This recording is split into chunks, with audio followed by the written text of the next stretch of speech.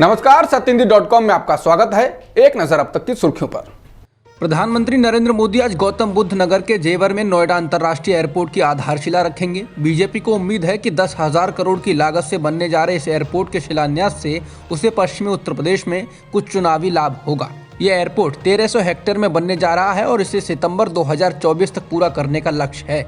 इसके बनने से नोएडा गाजियाबाद के लोगों को इंदिरा गांधी एयरपोर्ट नहीं जाना पड़ेगा। हालांकि इस एयरपोर्ट के लिए जिन किसानों की जमीन लगी है उनमें से बड़ी संख्या में किसानों को वैकल्पिक जमीन और मुआवजा नहीं मिला है। इनमें से कुछ किसानों को तो जमीन जाने के बाद खुले में कुछ इंतजाम करके परिवार के साथ रातें बितानी पड़ रही हैं।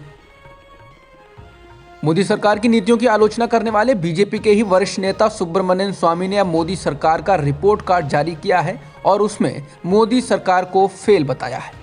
सुब्रमण्यम स्वामी ने ट्वीट कर कहा कि मोदी सरकार का रिपोर्ट कार्ड अर्थव्यवस्था में फेल, सीमा सुरक्षा में फेल, विदेश नीति में अफगानिस्तान में विफलता मिली, राष्ट्रीय सुरक्षा को लेकर पेगासस का मामला, आंतरिक सुरक्षा में कश्मीर में निराशा छाई। सुब्रमण्यम स्वामी ने कहा कि इन सभी विफलताओं के लिए कौन जिम्मेदार है। त्रिपुरा में आज 14 स्थानीय निकायों में वोट डाले जा रहे हैं। बीते दिनों बीजेपी और टीएमसी के नेताओं के बीच घमासान के कारण ये चुनाव काफी हाई प्रोफाइल हो गया है। टीएमसी ने आरोप लगाया है कि बीजेपी के नेताओं ने उसके कार्यकर्ताओं के साथ मारपीट की है और इस मामले में सुप्रीम कोर्ट तक में सुनवाई हो चुकी है। हालांकि बीजेपी ने आरोपों से इनकार किया है। निकाय चुनाव में बीजेपी और टीएमसी के अलावा सीपीएम के बीच टक्कर है। विशेषकर अगरतला नगर निगम में जीत हासिल करने के लिए सभी दलों ने पूरा जोर लगाया है। कई सीटों पर बीजेपी निर्विरोध जीत चुकी है, जबकि बाकी सीटों पर जीत के लिए जोर आजमाइश चल रही है।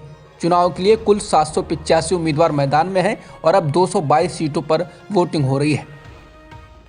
मेघालय में कांग्रेस को जोरदार झटका लगा है। बुधवार रात को पार्टी के 12 विधायक टीएमसी में शामिल हो गए।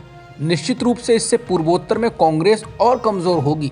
बीते दिनों में टीएमसी ने उसके कई बड़े नेताओं को तोड़ा है और अब उसे एक और तगड़ा झटका दिया है। कांग्रेस छोड़ने वालों में पूर्व मुख्यमंत्री मुकुल संगमा भी शामिल हैं। इन विधायकों ने विधानसभा के स्पीकर मेतबा लिंगदो को पत्र लिखकर अपने इस कदम के बारे में उन्हें बता दिया।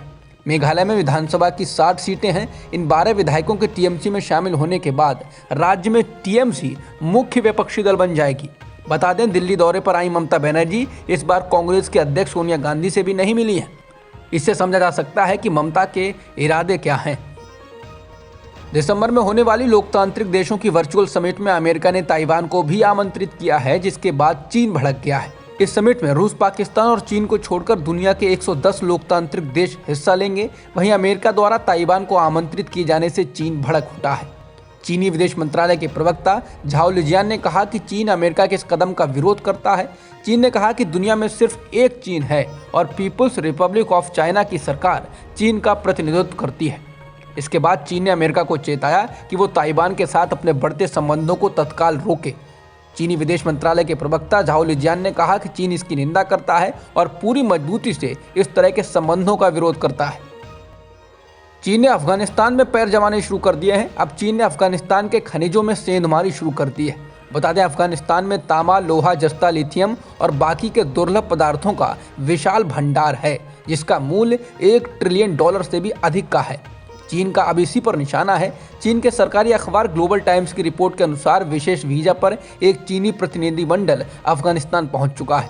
इसके अलावा अफगानिस्तान में 5 चीनी कंपनियों ने लिथियम के लिए संभावित क्षेत्रों में सर्वे और मुआयना करना शुरू कर दिया है। और केवल 5 ही कंपनियां नहीं, बल्कि 20 चीनी सरकारी और निजी कंपनियां मिलकर इस निरीक्षण अभियान की शुरुआत से ही विभिन्न स्थलों का दौरा करके वहां लिथियम प्रोजेक्ट्स का अध्ययन कर रही हैं। ब्रिटेन जाने का प्रयास कर रहे शरणार्थियों की नाव इंग्लिश चैनल में डूबने से बड़ा हादसा हो गया। इस हादसे में 27 लोगों के डूबकर मर जाने की खबर है। ये हादसा फ्रांस से इंग्लैंड जाने वाली इंग्लिश चैनल को पार करते वक्त हुआ। फ्रांस के गृह मंत्री जेराल्ड डेगमना ने बताया कि मरने वालों में 5 महिलाएं और बच्चे भी शामिल है। वहीं ब्रिटेन के प्रधानमंत्री बोरिस जॉनसन ने दुख जताया और हैरानी जताते हुए कहा कि ब्रिटेन मानव तस्करी के गिरोहों को रोकने में कोई कसर नहीं छोड़ेगा। भारत और न्यूजीलैंड के बीच आज पहला टेस्ट मैच कानपुर में खेला जा रहा है। कानपुर के ग्रीन पार्क में दोनों टीमें आमने सामने हैं। भारत ने टॉस जीतकर पहले बल्लेबाजी करने का फैसला किया है, जिसमें भारत की धीमी शुरुआत के बाद भारत ने मयंक अग्रवाल के रूप में अपना पहला विकेट गंवा दिया है। भारत की ओर से मयंक अग्रवाल और शुभमन गिल ने ओपनिंग की है।